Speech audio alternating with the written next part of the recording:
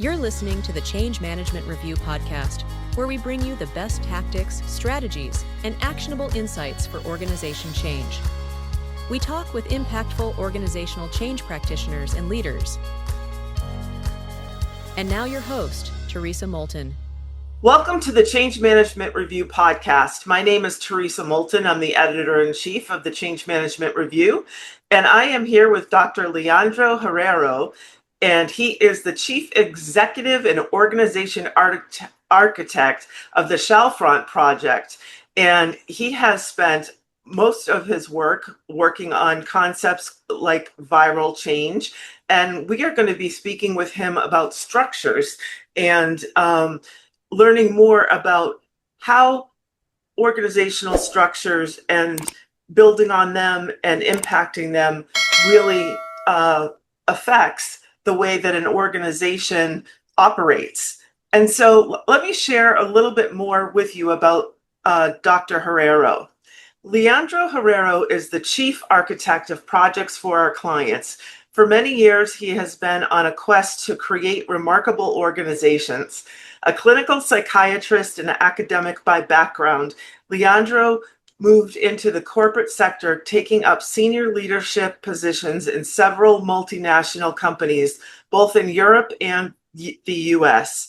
His behavioral sciences background is coupled with his hands-on management experience. He co-founded the Shellfront Project Limited, from where he developed innovative solutions to organizational design, culture, leadership, and from his large work with corporations, he pioneered viral change, the new global standard for large-scale, peer-to-peer behavioral change. Leandro has written 5 books on leadership and change and is an acclaimed speaker and has a large community of followers of his Daily Thoughts blog. So without further ado, I'd like to welcome Dr. Leandro Herrero. Thanks very much. I'm very happy to be here. A small correction, which I have no idea where they came from. It's not 5 books. I wrote 12. But 12 books. Well, let's correct that. Let's get that right. It's on your website. Well, maybe we need to have a word with people running websites. Exactly. Wow, 12 books. That's amazing.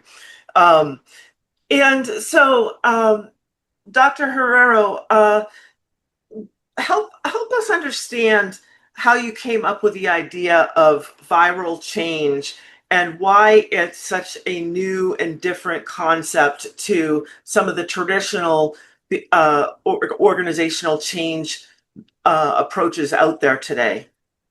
Okay, well, thanks. I mean, as you can imagine, that answer could go for many hours. Yes. I don't think we have the time. So viral change is many things at the same time. Is an approach, is a way of life, is a way of understanding organizations, is a philosophy, is many things at the same time.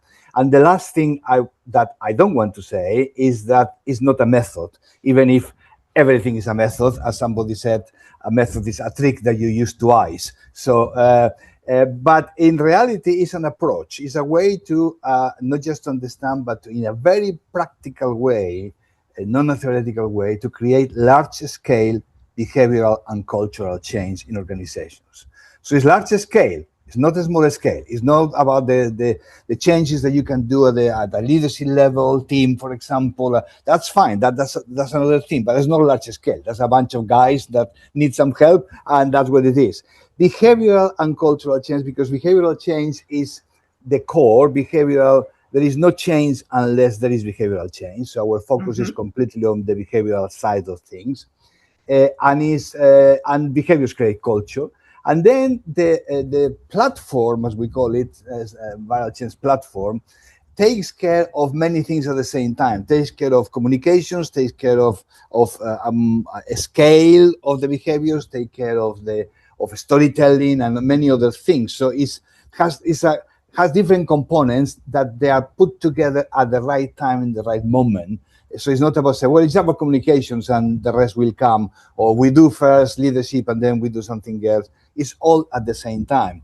And that's what was novel, because traditionally, as you know very well, everything in our field is being very sequential. You do that, and then you Yes. do that, and then you do that, and you do that. That's why we have quarter steps and non-quarter steps. Anybody is everything about the steps.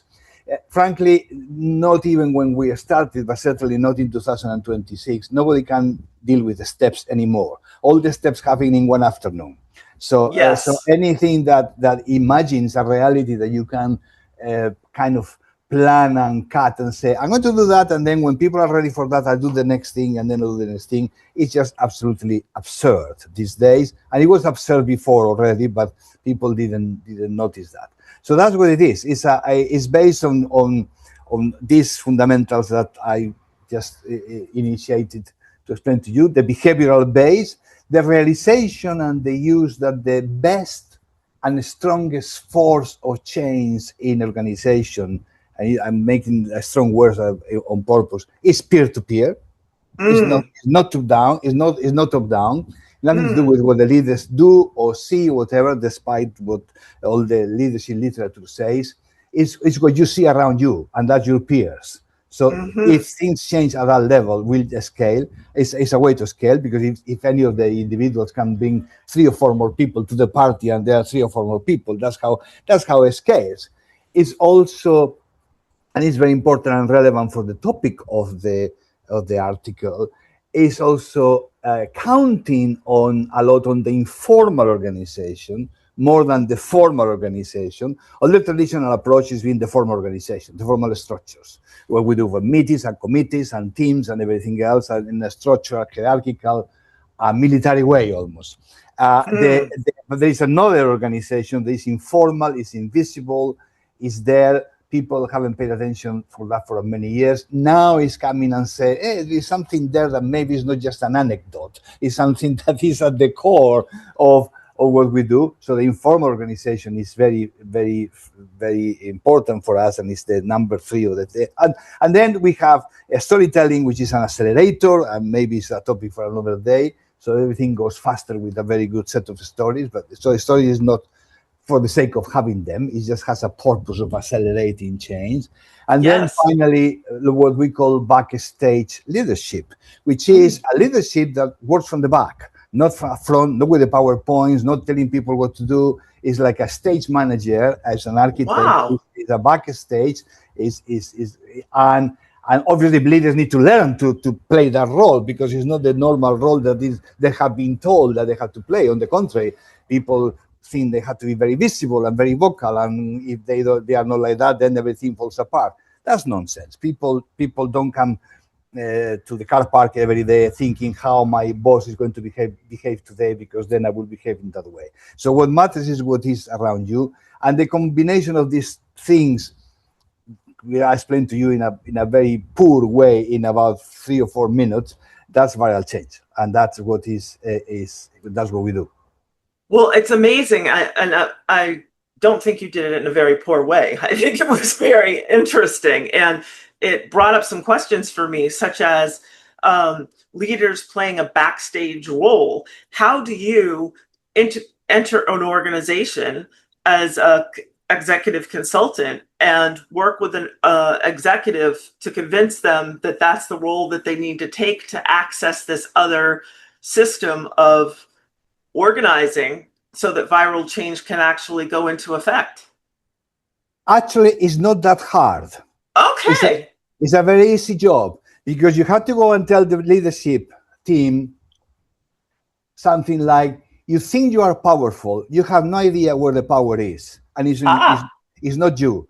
And the leadership says, oh, tell me about it, because actually about time that somebody else is doing something here, because everything comes to us and to the top. So are you saying that there are people, there are people more powerful than you, the leadership team, and it's at the peer-to-peer level? Okay, and what can we do with that? What I'm supposed to help for that to happen if it's so important, etc., etc., etc., etc. So the conversation comes by telling them that there are many forms of leadership. Nobody's asking them to stop doing what they are doing as leaders and projecting strategy and vision or whatever it is, but they don't have near the power necessary to create the scale-up organization. And that is where a peer-to-peer strategy, a peer-to-peer mechanism, and plan and implementation need to be there, and they need to support that. Meaning support sometimes people that they don't report directly to them, people who even they don't know who these people are. But the good leader will say, okay, tell me, what do you want me to do?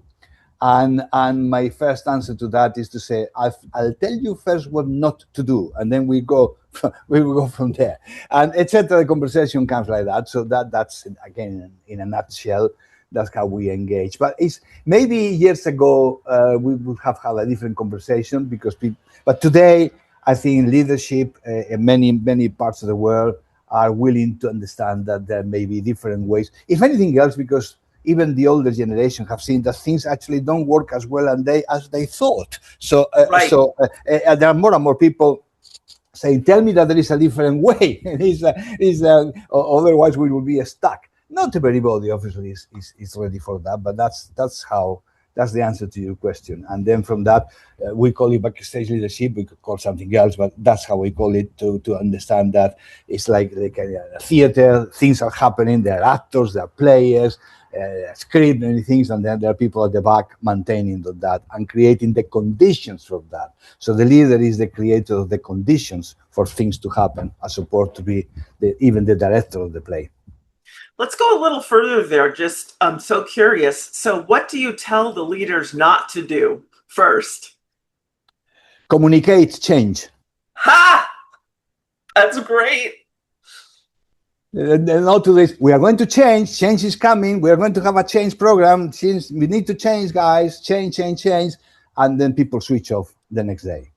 So the first thing is to understand in a serious way, to understand that sometimes with the best of intentions, communicating and expressing, which everybody expects that, it has a risk of killing the initiative at the beginning, because people have heard that before. Here we go again. This is program number 25, and we've done things before, etc. So there is no need to talk about change. Let's just do it. Right. At some point, of course, when you have a group of influencers that we call in the peer-to-peer, then obviously you need a communication program as well. So I'm not suggesting we don't communicate, but it's not like the beginning and the force that triggers everything. It could come anytime. There is no law that says you need to communicate first that we are going to change, and everybody's panicking, and then do it. You don't have to. So what would you do instead of launching a communication plan first to tell people what's coming? In viral change, what would you instigate first? Well, first of all, when you start, the key ingredient of viral change is behaviors. So okay. The behaviors need to be found, need to be decided, need to be uncovered, need to be decided which one they are. So that is nothing in place. People may have values and systems and values and things and behaviors, but usually, in my experience as a behavioral scientist, whatever, is a very poorly articulated. I mean, it's like saying, well, we need accountability. Okay, and what's accountability? Accountability is to be responsible. And what's responsibility? Well, it's to be a bit of accountable. And there are very circular definitions, and nothing is granular. Our approach is to say, tell me what people have to do, not to do.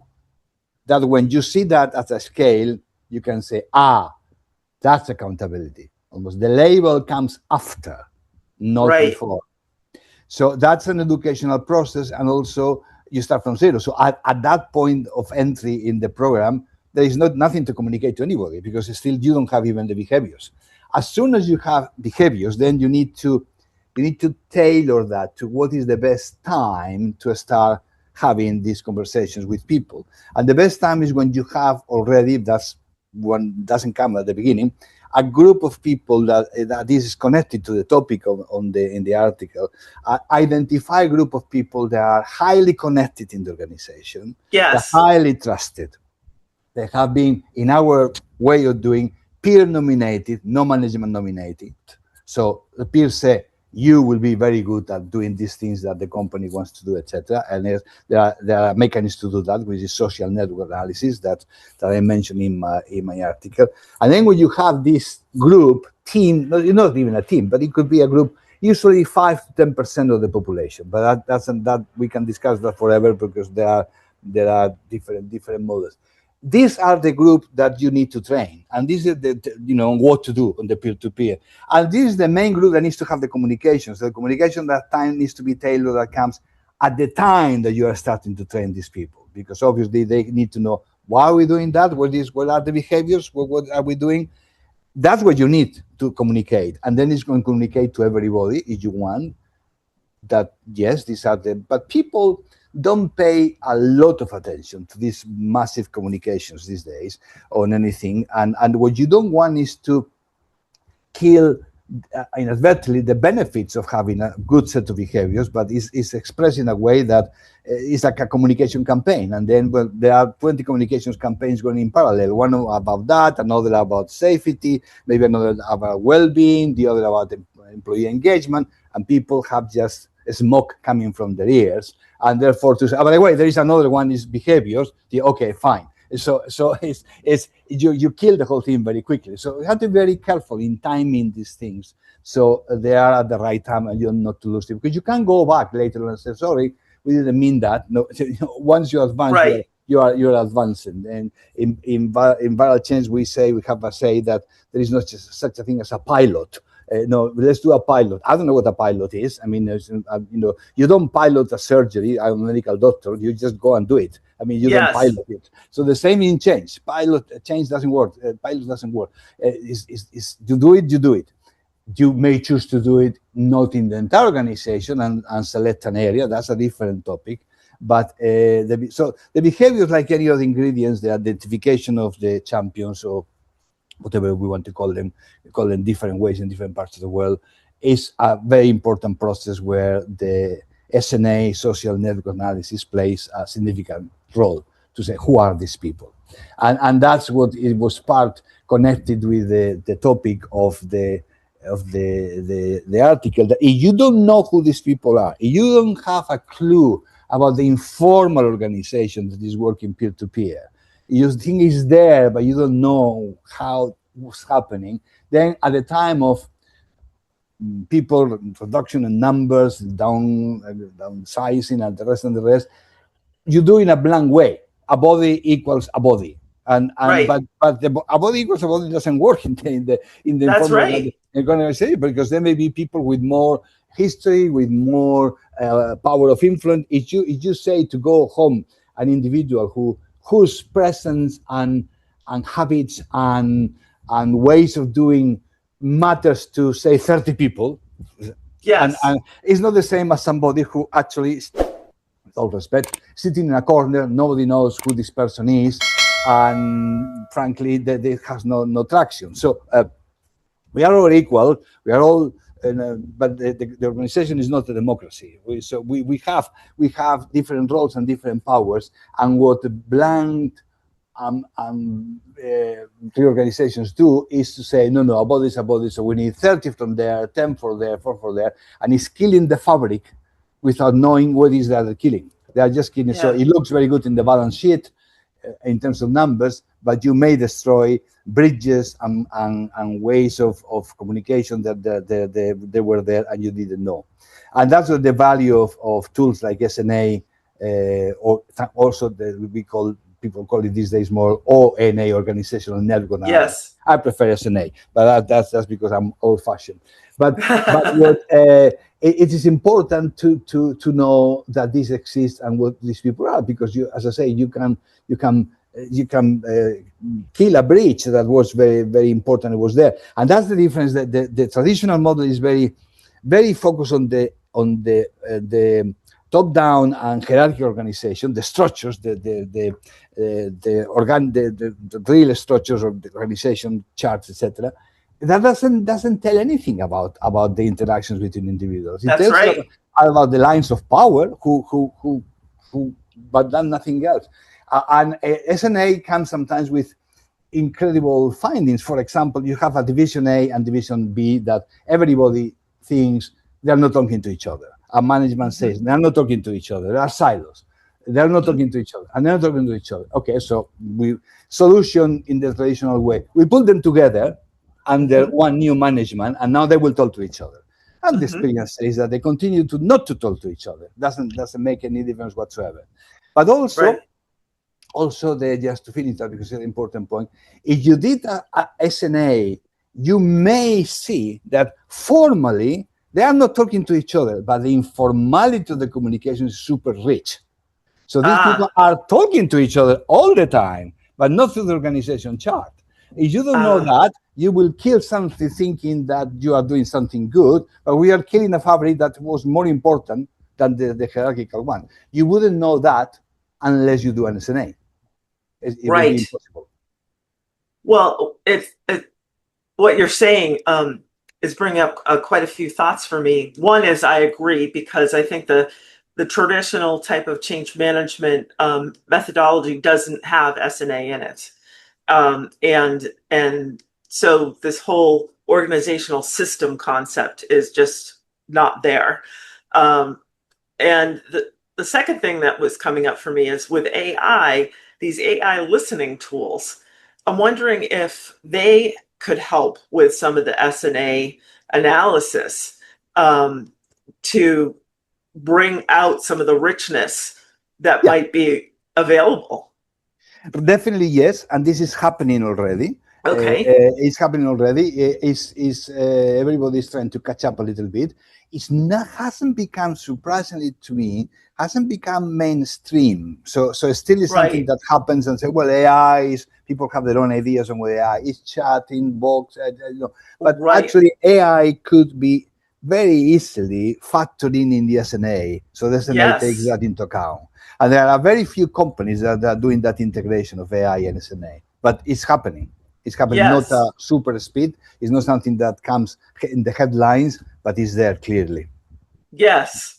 I have a colleague that I'd like to introduce you to, who has a technical company who is into this. And I think the conversation that you two would have would be amazing in terms of what you could actually pull out of this SNA ability and how it would be so powerful for organizations, and then applying it to the viral change approach would be wild. Yeah, I think wild is a good term, because I think our approach of this is disruptive. I mean, it's not obviously goes against every single preconceived ideas of the last 20 or 40 years in management, in terms of sequence, in terms of that, and that was always a terrible approach, the sequential one. But people got away with murder because the pace was slow. So you can have 3 months to do that and 4 months to do that. And now the idea that you had to have 4 months to understand what's going on, another 3 months to have a plan, another 4 months to do, is just ridiculous. I mean, it's ridiculous. Well, so that sequential banking on a rational sequential approach is a last century method, and that is gone. And therefore, we need something. Viral change is a good approach that allows to kind of combine all these elements in a single way. So all the components have a view, have a point. Doesn't mean that there are ways to start. It's like a system. You need to choose where to enter the system, but that doesn't mean a sequence. Is that you have to choose. Maybe you do that. For example, you work with the leadership team, and at the same time, you may be already starting to find the influencers. I mean, these things are compatible. They don't need one or the other. And a communication system could be plan and map very early, as soon as you have the behaviors, and you don't have to wait until everything is done. So, and that's hard for people to understand, that life is not sequential. We are making management very sequential, and life is not. So we are, you don't go home and your family and say, well, we'll do that, and everything is happening at the same time. There's the schools, the kids, and the rest, and the sports, and everything is just a package. That's called living, being alive. And that in management, we think that we can kind of physically cutting different pieces and then put it a name and a label and say, you just follow this process, then you will get to an end, which again is not happening anymore. Yeah, and one of the questions that is coming up for me is, you talk about sequential and you talk about steps, and that's kind of like last century, and it's also very system or information system oriented, right? Where what you're talking about is organizational system kind of oriented and driven by people and the behavioral change. And one of the things that crosses my mind, and this is probably because I have some engineering background, is, well, how do you then govern all of the instances of influence driven by the peer-to-peer approach? Well, I mean, it's a good question, and the bad news is that you can't. But the good news is that there are ways to manage that. Obviously, once you have remember when we're calling this group of influencers champions, nominated, nominated, etc. Yeah. We are talking about relatively a small number compared with organization. So suddenly Right. you're focusing on maybe 100 or 120 people, to put a number, and which is not 3,000. So if you manage to train, to support, to explain, to engage, to motivate, to excite, etc., etc., etc., a relatively small number of people, you have an engine. And because of their characteristics, which is that they are highly connected, highly nominated, highly trusted, they know what's going on more than anybody else.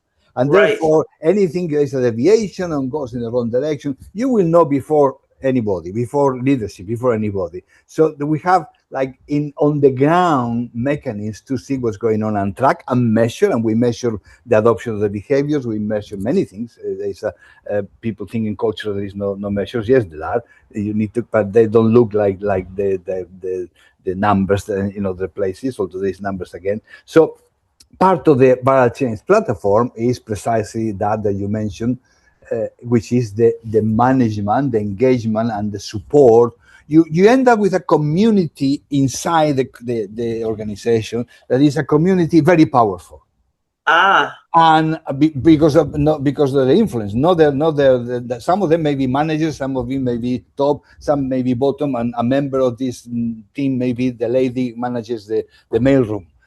Because but they are very powerful. So if you close your eyes and think, okay, I have a highly powerful group, I'm going to dedicate my time to them. I mean, so I'm sorry about the other 2,500, but so everything becomes more manageable. That's the point I'm trying to make, and therefore it's unlikely to go in the wrong direction, and that's what you do. It's like a social movement. It's a social movement approach. I was just gonna say that. Yeah, that's what it is, and therefore a social movement analogy and not only analogy, the reality we apply 100% in all our programs. We call this creating cultures, creating a social movement inside the organization. That's very interesting. That's my definition. And if you want to know how, you better go outside management, because management hasn't got a clue about social movements. But there are people in the world that know about social movements. So why don't we go to them and say, how do you do that? How you manage to engage in the neighborhood and to engage and do that thing? They will tell you. I have lots of books and lots of things writing, but management always say, "Oh, that's dirty. That's nothing to do with us. That's politics. That's social science." Okay, fine. Congratulations. Good luck then, because if you don't approach that as a social movement, then you are missing the point completely. Do you have an example, even if you can't mention the company? Do you have an example of how this kind of unfolds, so that the listeners and myself could get an idea of how this viral change model would work compared to this linear model that we use? Well, I mean, it works the same way, whether the company is in engineering or in pharmaceuticals or financial services or whatever it is.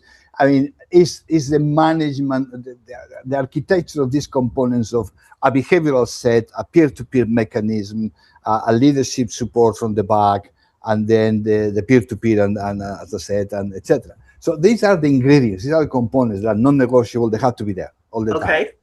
And how to roll that out, as I said, depends on how the company is and whether they start from zero or they have already. Sometimes the company doesn't start from zero. The company starts from a problem, a fiasco, and say, we tried that, it doesn't work. Right. We're stuck on that. So you need to rescue something that was already there and maybe started in the wrong foot. So that will take, maybe around, let's call 3 to 4 months to get to put together the influencers via SNA. More than that will be a bit slow, but is possible. you don't need to get them together somehow, whether it's physically, virtually, whatever it is, but you have to create a sense of community that they've been chosen for a reason. Actually, they have been chosen not by management, but by themselves, by their peers. And it's very difficult to resist. Say, oh, I'm here. I have no idea why they have chosen me, but obviously I have to do something because my peers say that I will be very good at that. So thank you very much. So you give them the power that they already have. Maybe they are not using it, and say, well, you have already this. I mean, why don't you use it? And then that takes maybe a first year to establish everything. And our programs is a mixture of 1 year to 3 years, depending on how big the organization is, because we've done in large systems like the entire healthcare system in Ireland, for example. Wow. The entire country. I'm talking about 120,000 people in the payroll. So, and we've done hospitals by hospitals and groups, etc. And we've done it in small groups of 500 or 1,000, 3,000. So there are examples, I think, in the website, and if not, you will find documentation on that.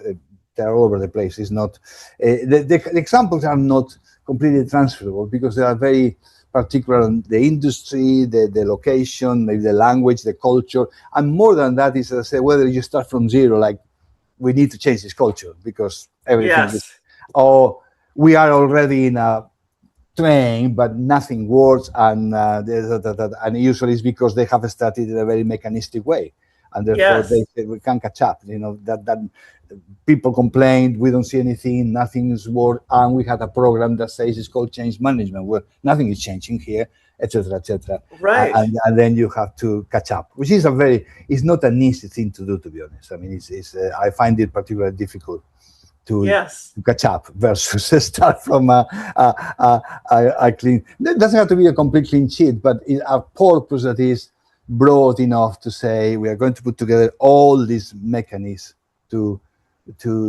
get to what at the end of the day you want is an adoption of the key behaviors that you have identified. That's it. That's what we are doing. So are the behaviors there visible, new in the organization, yes or no? If it's no, we are failing. If it's yes, that's the purpose. So it's not terribly sophisticated, but you need to be obsessive on that as we are, because if it's not behavioral, then it's a bit of a waste of time. I know there will be many people listening to that to see, well, what about the values and what about the mindsets and what about all these things? And I'm sorry to say, we are just focusing on behaviors. I'm not dismissing the rest, but I think that the rest could become a music that is not necessarily valuable for the purpose of culture change. Interesting. Really interesting, Leandro. We're about out of time, and I have so much more that I want to talk to you about. I'd like to have you back another time to continue the conversation, if that would be amenable to you. Yeah, I'm not sure it will be amenable to you, but it's fine with me. Oh, that's good. I would love that. But to close this particular conversation out, if you think about our listeners who are change management professionals that have been practicing the more linear methodology, what would be one thing you would want to leave them with today to maybe pique their curiosity or start thinking about this type of change in a different way? I would say, first of all, and whether people want to listen or no, I can't control that, but open your mind. There is a different way of doing things. It's 2026. I mean, the last century was before. We are in a different situation. Look around. Look at how social change is moving fast, unpredictable.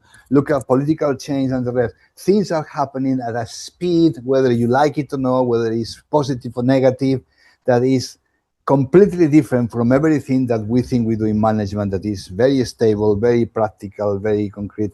So there is a disconnect between our work, our world, and the world of reality that is there. So open your minds, look at other possibilities, learn about viral change. There's plenty of data there in websites and other places, or anything that takes you away from the illusion of change that we have created for many years, applying a very engineering-like approach. Sorry to use the term engineering, to something that is an organism, is a living system. A living Right. system don't understand engineering. So Right. so this is a disconnect with what we do. Now, many change management professionals will say, well, but we are happy what we are doing. Well, if you are very happy, for goodness sake, enjoy life, be happy. But if you are honest, you will say that is not getting anywhere. Doesn't mean that you are not successful with a group of people and a group. I mean, you call that change management, of course, but for me, change management or change culture is a scale thing. It's not what you do with 20 people, with a management team, and next management team, etc. That's all very well. There are many ways to. It's a social movement, and that means you are going for everything. And look at that. Learn is plenty of data, plenty of things. I mean, if there is a curiosity, then they can talk to me anytime. I'm willing to have a conversation with anybody who wants to have a conversation, websites, etc. But you know, my advice is to, as I say, open your mind, because there is no other way. Frankly, I mean, it's not. This is not a theory. This is not a.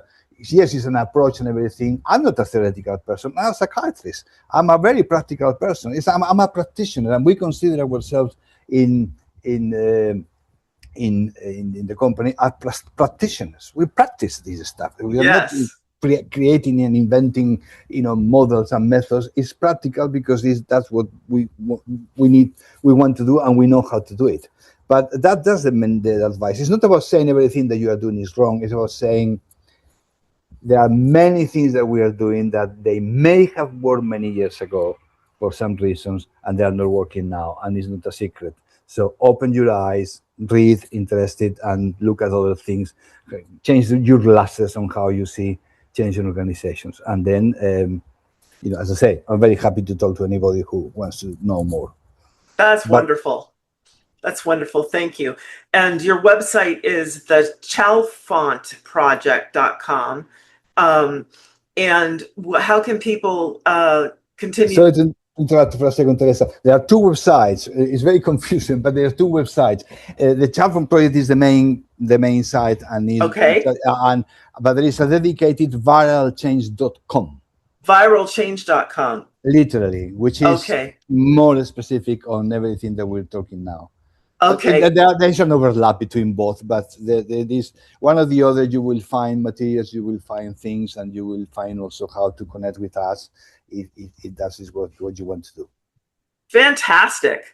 Well, thank you so much for your time, Dr. Herrero. This was really enlightening and so enjoyable. I definitely would love to have you back and dig in some more. I'll be here for you. Thank you, and thanks for giving us your time on your vacation. Thanks very much. Very generous. Thank you. Thank you. We hope you enjoyed this episode of the Change Management Review podcast. To get alerts for new episodes, be sure to follow us on LinkedIn, subscribe to our weekly newsletter, or subscribe to follow on Apple, Spotify, and wherever you find great podcasts.